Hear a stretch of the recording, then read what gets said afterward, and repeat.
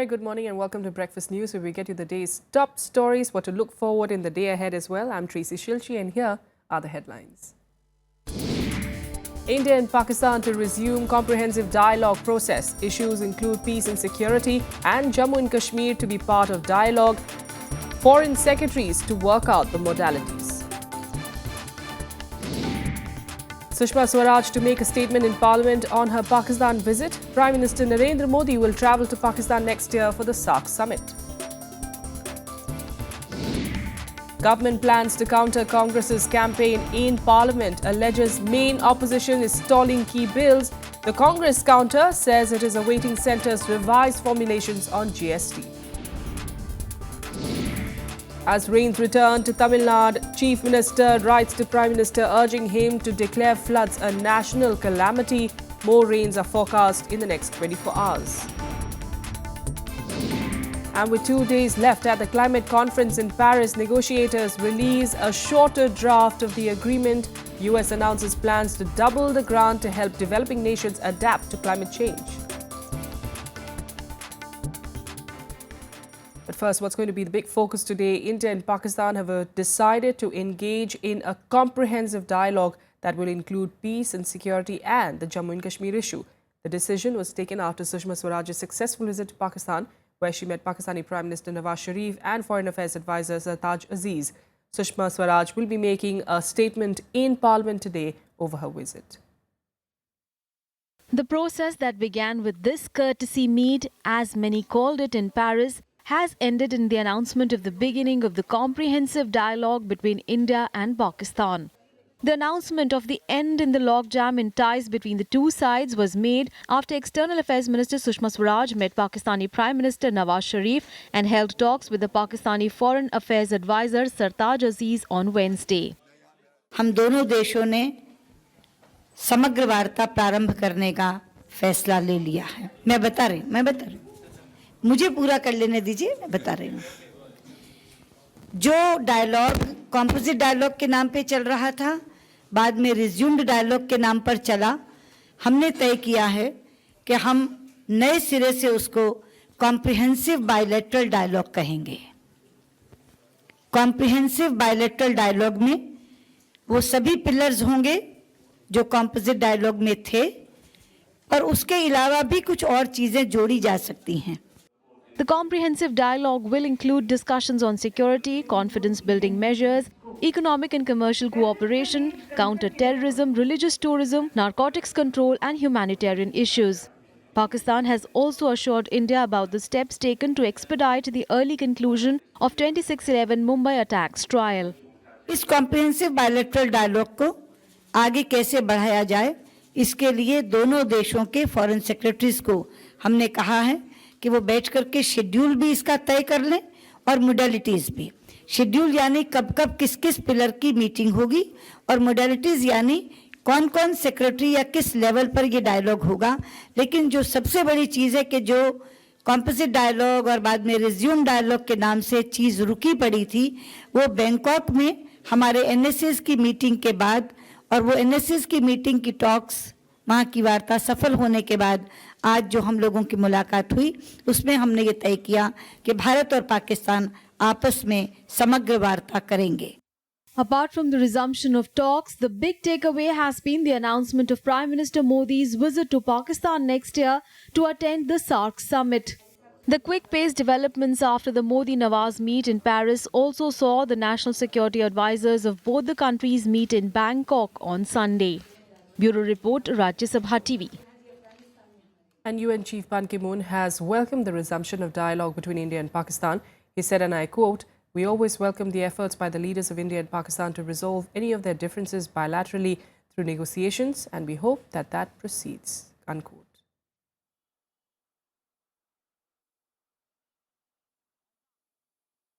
And now let's take a look at some of the reactions that are coming in on the resumption of the dialogue process.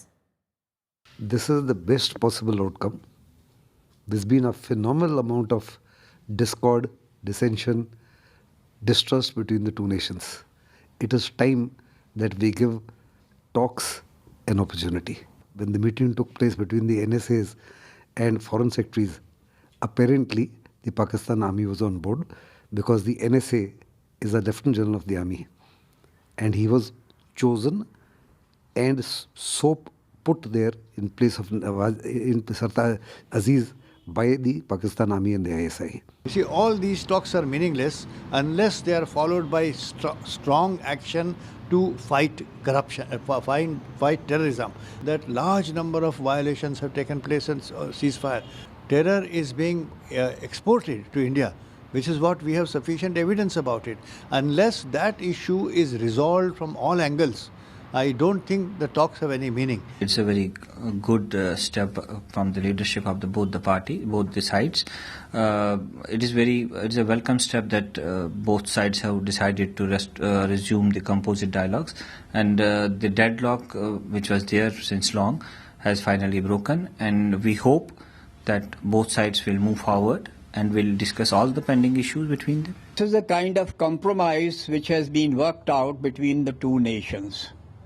The reason for this is, today there are terrorists all over the place, European countries, Paris. Therefore, because of this pressure, and all these nations, world nation wants that both the countries should talk, so that is why the talk has started. Second reason is that since the National Security Advisor from Pakistan is a Lieutenant General from the Army, there is a hope that something may be worked out. Well, Foreign Minister Sushma Swaraj also held one-on-one meetings with the Afghanistan President Ashraf Ghani on the sidelines of the Heart of Asia Summit in Islamabad on Wednesday. Both reviewed bilateral ties, including the terror threat in Afghanistan and the status of the reconciliation process. Addressing the Heart of Asia conference in Islamabad, External Affairs Minister Sushma Swaraj on Wednesday called for collective efforts to restore peace in the war-torn Afghanistan. She said the intensity of militancy had grown manifold in the country in recent times. In the last few months, terrorism in Afghanistan has grown in both intensity and scope. Terrorists have made concerted efforts to capture and hold territory, reminding us that they have not changed. Swaraj also reached out to neighbouring Pakistan, stating that it was time the two nations showed maturity and started doing business with each other. Let me take this opportunity to extend our hand to Pakistan as well. It is time that we display the maturity and self-confidence to do business with each other and strengthen regional trade and cooperation. The entire world is watching and rooting for a change. Lauding Afghan forces for countering militancy, Swaraj extended India's support in strengthening its defences. Afghanistan is expecting 4 attack helicopters from India to fight the growing Taliban insurgency. The assault helicopters will be the first offensive weapon to Afghanistan since India signed a strategic partnership agreement with Kabul in 2011. It is also the collective duty of all of us to ensure that the forces of terrorism and extremism do not find sanctuaries and safe haven in any name, form or manifestation. We in Afghanistan's proximity have a particular responsibility in this regard. The Heart of Asia conference is aimed at shoring up support for war-torn Afghanistan. It comes months after the first inconclusive talks between the Afghan government and the Taliban. Bureau Report, Rajya Sabha Television. Now, allegations and counter-allegations in the National Herald case continued in and out of Parliament for the second day in a row. Congress Vice President Rahul Gandhi, in fact, called the case 100% political vendetta coming out of the Prime Minister's office. The BJP responded by daring the Congress leader to back his claims with proof. 100% political vendetta, pure political vendetta coming out of the PM office. For the second day in a row, Congress Vice President Rahul Gandhi targeting Prime Minister Narendra Modi with claims of political vendetta. He alleged that none other than the Prime Minister's office were directing the campaign against him and his mother. He also rejected the charge that the Congress is using Parliament to threaten the judiciary. Who is threatening judiciary? We all know. I have full faith in the legal system of this country, and we will see at the end what comes out. The truth will come out. Other Congress leaders also termed it a selective campaign against opposition leaders. This yesterday's case, before yesterday's case, is one among the series. The way they have been treating the Mrs. Gandhi and his family members. have been treating the Chief Minister of Andhra Pradesh, the way they have been treating the family members of Chidambaram, but there is no action whatsoever against the Chief Ministers of Bharatiya Janata Party. राजनीतिक मामले में राजनीतिक लोगों के दबाव में ये काम हो रहा है, इसलिए हम लोग कह रहे हैं कि ये राजनीतिक बदले की भावना है, मगर इससे कांग्रेस की आवाज दबाई नहीं जा सकती है. Hitting back, the BJP dared Rahul Gandhi to substantiate his claims against the Prime Minister with adequate proof. We would ask Rahul Gandhi if he has courage enough, if he has honesty enough, if he has a standing as a leader of his political party, he should come down to Parliament and give the proof of the statement which he has made against the judiciary, the proof of the statement which he has made against the government and the Prime Minister's office. We call him that he should come and give the explanation in the House. A Delhi court has ordered both Sonia and her son Rahul Gandhi to appear on the 19th of December to answer allegations that they illegally acquired property worth crores belonging to the National Herald newspaper. Bureau Report, Rajya Sabha TV.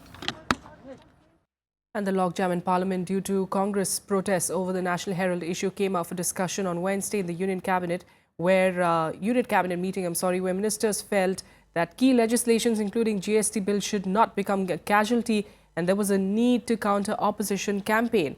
Union Ministers Arun Jaitley and M. Venkaiah Naidu briefed Prime Minister Modi about the case and the court order asking Congress President Sonia Gandhi and her son Rahul Gandhi to appear before it on the 19th of December, and the resultant ruckus in both houses of Parliament for the last 2 days created by the main opposition party.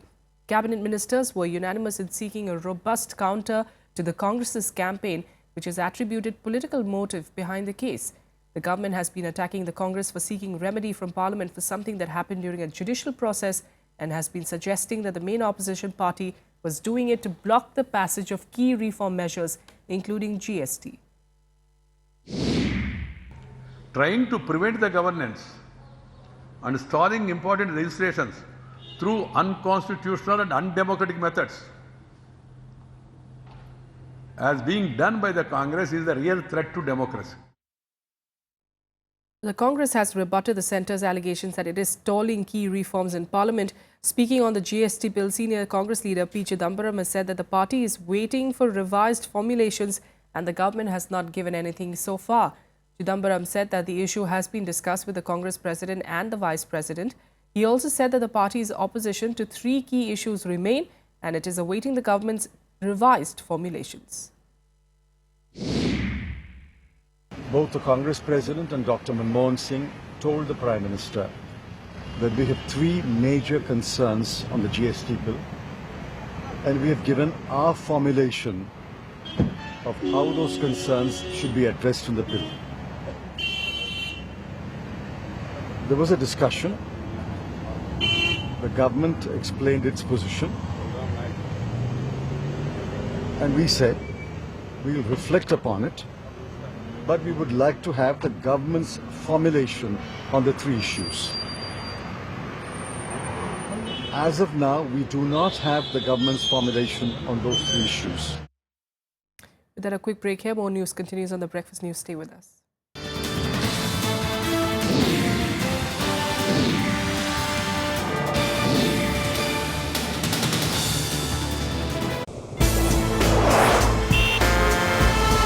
Tales that inspire, stories of social change.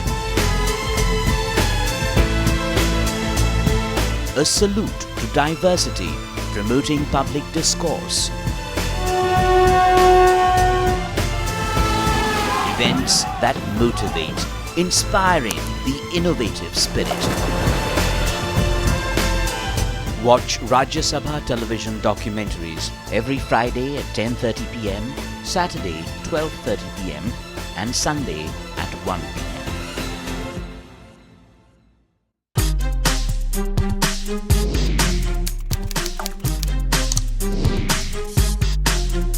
Get live Rajya Sabha session. News, views, reports and analysis you can trust on social media. Subscribe, follow, like. Rajya Sabha Television.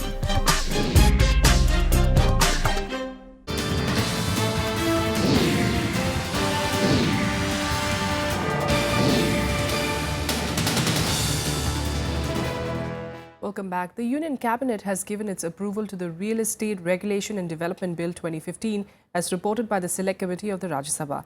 The CCEA also approved the creation of buffer stock of pulses in the current year itself. In a bid to restore the confidence of consumers in the real estate sector and boost domestic and foreign investment, the Union Cabinet on Wednesday gave its approval to the Real Estate Regulation and Development Bill 2015 as reported by the Select Committee of Rajya Sabha.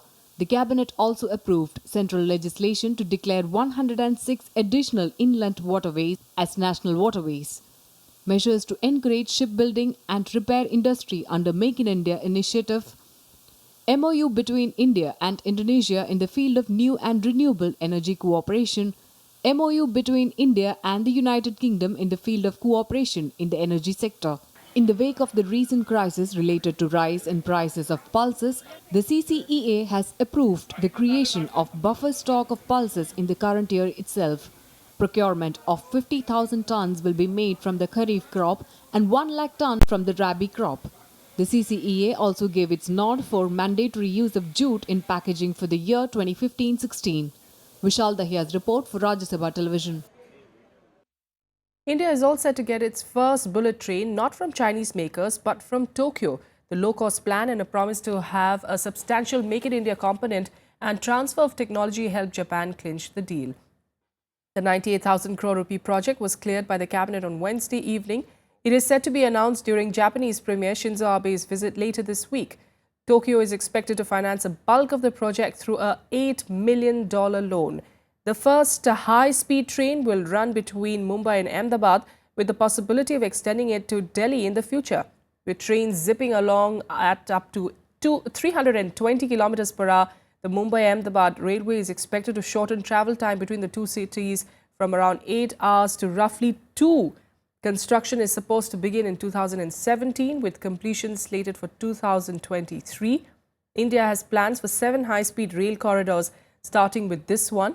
Abe will arrive in New Delhi on Friday on a 3-day visit to hold annual summit talks with Prime Minister Modi with the focus on forging greater synergies between two major Asian economies.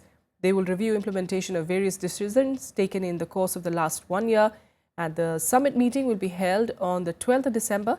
And Abe is also likely to visit Varanasi, the parliamentary constituency of Narendra Modi, on the same day. And now on to Chennai, and fresh showers once again sent residents indoors in the city where normalcy was slowly limping back. Taking note of the tragedy, the central government has decided to set up over 100 flood forecasting stations in parts of the country. Chief Minister Jayalalitha, meanwhile, has written to Prime Minister Modi urging him to declare the floods a national calamity. Fresh spells of rain on Wednesday increased the people's problem in Chennai. The Met Office is predicting heavy showers till 11th of December, indicating that the receding water levels could start to rise again. Civic bodies are also working hard to check any likely epidemic outbreak. बच्चा लोगों के school आने जाने में बहुत परेशानी होता है, दुकान भी बंद हो जाता है, काम भी नहीं चलता है, बहुत पानी हो गया रूम में. ஸ்கூல் திறந்து ஒரு மாசம் ஆயிடுச்சு, பசங்களுக்கு புக் இல்ல, ஒன்றும் இல்ல, எல்லாம் ஸ்கூல் போகாத கஷ்டப்படுதுங்க. காய்கறி விலையெல்லாம் ஏறி போய் கிடக்குது, ஒன்றும் வாங்கி சமைச்சு சாப்பிட முடியல, இருக்கிறதுக்கு இடம் இல்ல, தங்கறதுக்கு வசதி இல்ல, யாரும் எதுவும் செய்ய மாட்டாங்கறாங்க. About 280 people have died across the state. Large sections of the city are still submerged in water. DMK Chief M. Karunanidhi visited flood-affected areas and met people, while Chief Minister Jayalalitha renewed her appeal to Prime Minister Narendra Modi to declare it a national calamity.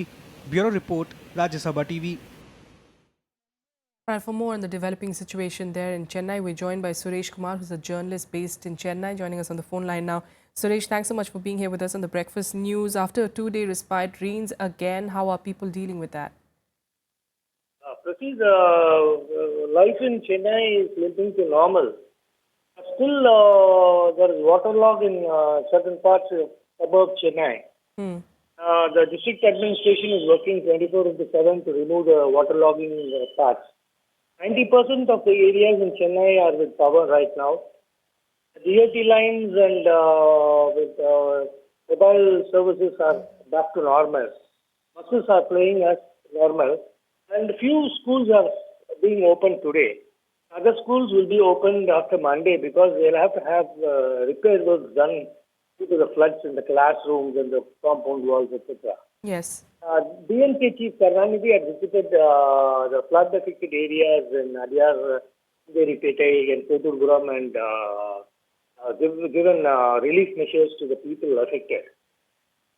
Chief Minister Jayalalitha wanted the Prime Minister to announce the flood as a national calamity. And also more than about 3,000 crores insurance has to be given to the people who have lost their two-wheelers, four-wheelers, and also for the repair works. Yes. All right. Like you were pointing out, of course, Jayalalitha, urging the centre to term this as a national calamity. We do know of a lot of a lot of NGOs, a lot of film stars as well donating money, for Chennaiites. But apart from that, Suresh, what are the current problems that people are facing there? Because there are also large-scale corruption stories that are coming out. People, of course, trying to fleece residents from just normal milk packets to, food items, medicines as well. Is that something that you're hearing as well? Yeah, vegetable prices have soared up because vegetables coming to Chennai from other districts and other states are very slow. So the prices are very high. But the milk packets, the rates are come to normal because the government-owned Adan is supplying the milk packets. The same rates, and have opened more than 100 counters in Chennai city. So that is not a problem now. And also about 222 medical teams are working 24/7 to help the flood-affected people. And the worst part is now the children in Chennai need counseling when they attend school. They've seen the worst floods in their life, small children. The government should have counselors. They should collaborate or have an understanding with the private hospitals, counselors, give counseling to the children, because in the May they're going to attend their public examination, yes, like 12th standard, which is very crucial for their future. Absolutely. We'll leave it there for now, Suresh. Thanks so much for joining us with constant updates coming in from Chennai. Meanwhile, with just 2 days to go for the climate conference in Paris to end, the negotiators have released a slimmer but still troubled draft of a global climate agreement with little indication of how differences will be resolved. Meanwhile, the US has announced plans to double the grant funding to help developing countries adapt to climate change to around $860 million a year. The United States is committing to double our public grant-based adaptation investments by the year 2020. And we are prepared to do our part, and we will not leave the most vulnerable nations among us to quite literally weather the storm alone. Major announcement by the United States to help vulnerable nations adapt to the impact of climate change, such as extreme weather events. The Obama administration moving to unblock fraught negotiations on the new climate accord due to be struck in Paris on Friday. The money will be part of an existing promise by wealthy countries to jointly mobilize $100 billion a year by 2020 in climate finance. Significant increase in the commitment that the United States was prepared to make in investments that would assist communities that are struggling to adapt to the impacts of climate change. But there's still a lot of work that remains to be done. But it is still unclear if the announcement would help in clearing the slew of stumbling blocks in reaching a strong climate deal. On Wednesday, negotiators released a new, shorter draft of an international accord to fight global warming. This new accord removes many previous questions but leaves several key issues unresolved, including the long-term goal of the pact. The draft also does not settle whether governments are aiming to limit the global temperature rise to 1.5 degrees Celsius above pre-industrial times or close to 2 degrees Celsius. Well, the first impressions are that, whoa, we are in Wednesday and there are still big questions open in the whole deal, but we still have everything in play.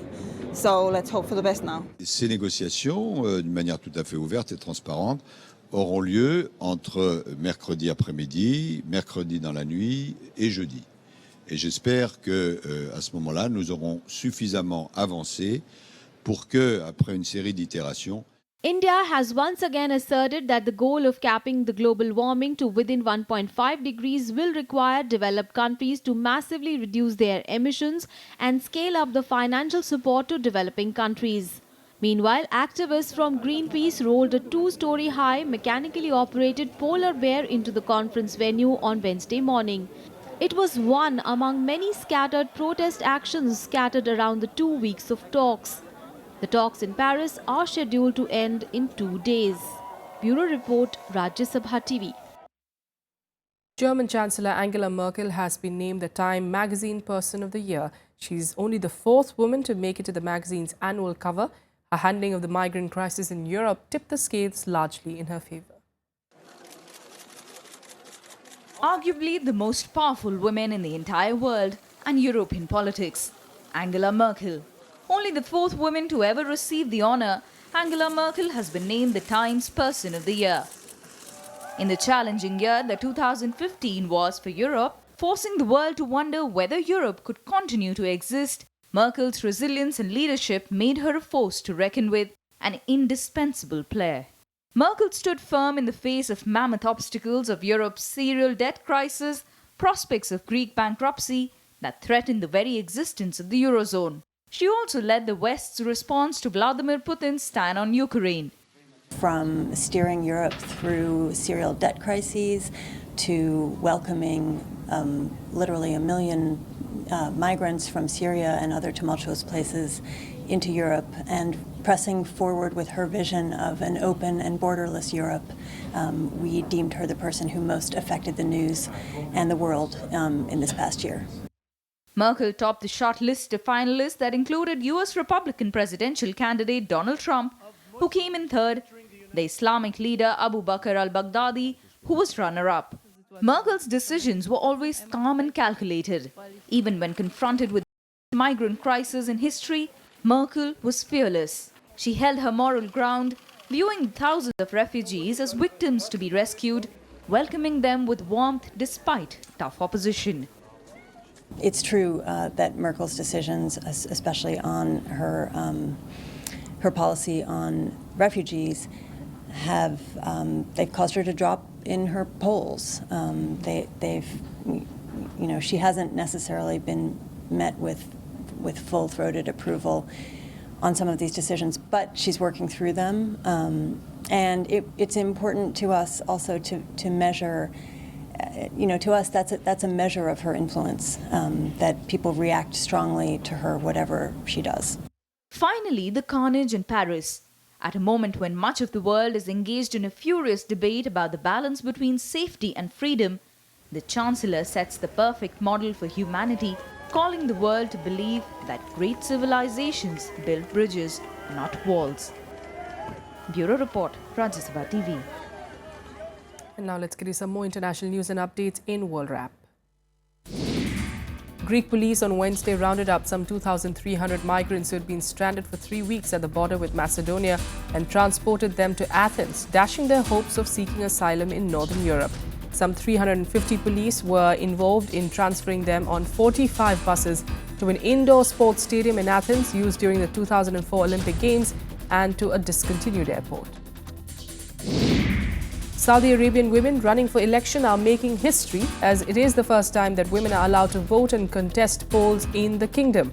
Around 865 women are among 6,140 Saudis standing in the local elections that are due to be held on the 12th of December.